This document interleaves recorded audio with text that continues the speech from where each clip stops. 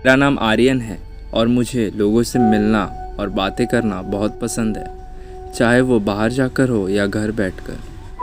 कुछ लोगों को ये अजीब लगता है, पर मुझे सोशलाइज करना बहुत पसंद है। मेरे भाई कार्तिक ने मुझे कुछ दिन पहले एक साइट ओमेगल के बारे में बताया था।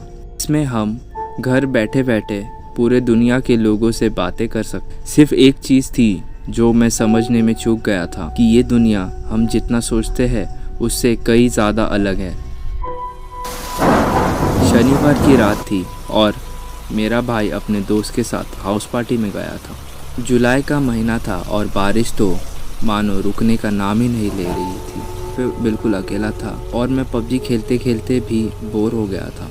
तो मैंने सोचा क्यों ना ओमेगल पर कुछ लोगों से बात की जाए और अपनी बोरियत ख़त्म की जाए। ये सोचकर मैंने ओमेगल चालू किया, पर वो साइट मुझे लोगों से कनेक्ट करने में बहुत टाइम लगा रहा था। इसलिए तब तक मैं किचन में गया और कुछ खाने को ले आया और फ्रेश फ्रूट से मैंने गार्निशिंग की थी। मैंने अभी तक स्क्रीन की तरफ नहीं देखा था क्योंकि मैं डेस्क पर सामान रखने में व्यस्त था और मुझे इस बात का अंदाज़ा नहीं था कि मेरी चैट कनेक्ट हो चुकी है।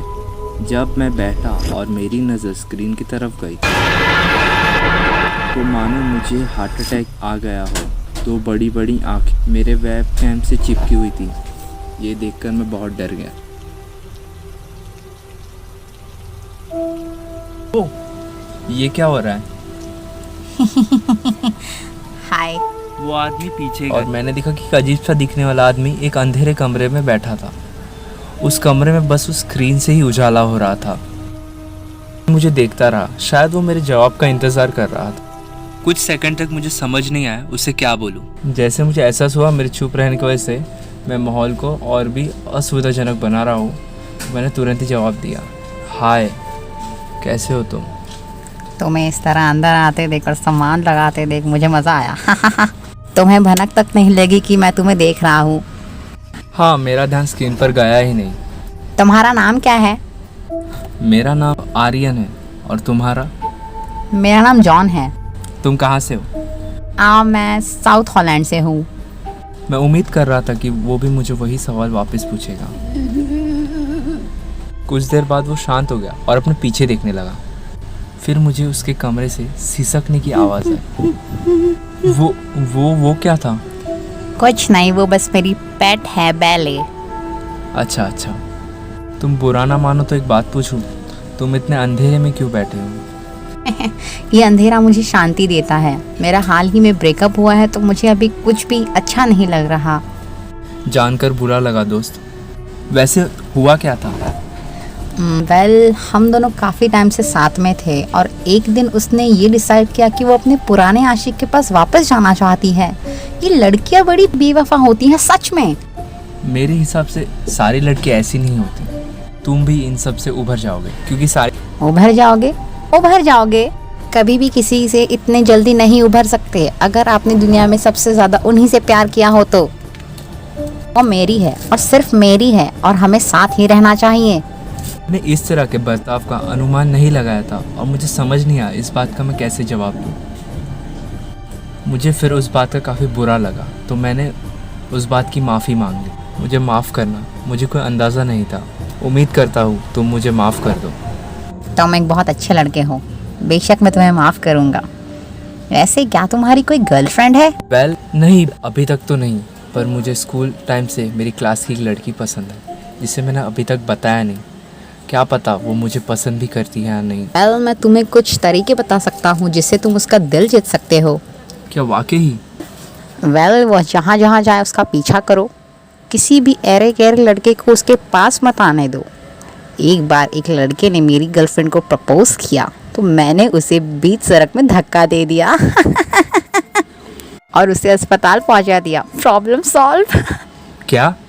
रिलैक्स, मैं बस मजाक कर रहा हूँ, या फिर नहीं। मैं उससे जितना बात करता गया उतना ही मुझे पता चलने लगा कि वो आदमी पागल सा है। मुझे ये टिप्स दे रहा था कि मैं अपनी पसंद की लड़की को किस तरह परेशान करूं, पीछा करूं, फिर अपने प्यार में फंसाऊं। वो आदमी बिल्कुल अजीब था और इस बात से मुझे ये अंदाज़ा हो गया था वो आदमी कितना घटिया है। एक पल के बाद मुझे उसकी बातों पर गुस्सा आने लगा। वो बिल्कुल नाक के बराबर अपने पलके झपका रहा था और बार बार मुझे उसके कमरे से सिसकने की आवाज़ें आ रही थी। हे, क्या तुम मुझे सुन भी रहे हो? हाँ, मैं बस सोच रहा था काफ़ी देर हो गई है, अब मुझे चलना चाहिए। क्यों? हम दोनों कितना अच्छा समय बिता रहे हैं। दो भाई अपनी अपनी लड़कियों के प्रॉब्लम्स को डिस्कस कर रहे हैं। नहीं, अब मुझे चलना चाहिए। तुमसे बात कर कर अच्छा लगा। इसकी जरूरत भी मत करना। क्या कहा तुमने? क्या तुम जानते हो जो लोग मेरे सामने से इस तरह चले जाते हैं उनका मैं क्या करता हूँ? हैं? ऐसा बोलकर वो उठ गया और अपने कमरे के कॉर्नर में चला गया। फिर उसने अपने कमरे की लाइट जलाई और मैंने वहाँ देखा एक बेड पड़ा था। ऐसा लग रहा था कि कंबल के नीचे कुछ है। क्या तुम सरप्राइज के लिए तैयार हो आर्यन? ऐसा कहते ही उसने एक झटके में कंबल हटाया। फिर जो मैंने देखा वो देखकर मानो मेरा दिल धड़कना बंद हो गया। एक लड़की बेड पर लेटी हुई थी और उसके हाथ पैर बंधे हुए थे और उसका मुंह भी। उसके ऊपर एक आदमी की लाश पड़ी हुई थी जो धीरे धीरे गल रही थी और उसमें से कीड़े निकल रहे थे और वो कीड़े उस लड़की के शरीर पर गिर रहे थे। बहुत ही गंदा नज़ारा था। वो डर के मारे कोहरा रही थी। मैं चाहकर भी उसकी मदद नहीं कर सकता था। उसकी आंखें मेरी तरफ देख रही थी जैसे मानो वो मदद के लिए मुझे पुकार रही हो। फिर मुझे बैले का राज पता चला। समय वो देखकर मुझे काफ़ी अजीब लगा क्योंकि मैं चाहकर भी उस लड़की की मदद नहीं कर सकता था। बैले मुझे अपने पुराने आशिक के लिए छोड़कर चली गई थी, जबकि मैं उसे अपने तन मन धन से प्यार करता था। इसलिए वो अपने अभी आशिक के साथ हमेशा हमेशा के लिए रह सकती हैं। और अब उन्हें कोई जुदा नहीं कर सकता और मैं अब इन कीड़ों को उसे खाते हुए देखूंगा। तुम एक साइको हो और पागल हो। इसी वक्त पुलिस को फोन कराओ और मैं सुनिश्चित करूंगा तुम जेल में चढ़ो। तुम कोशिश कर सकते हो, शायद पुलिस मुझे ढूंढ पाए। Good bye Aryan. करने की हिम्मत भी मत करना। रुको रुको। बाय आर्यन, अच्छी नींद लेना। नहीं रुको। फिर चैट डिस्कनेक्ट हो गई और मैं वहाँ बस बैठा का बैठा रह गया।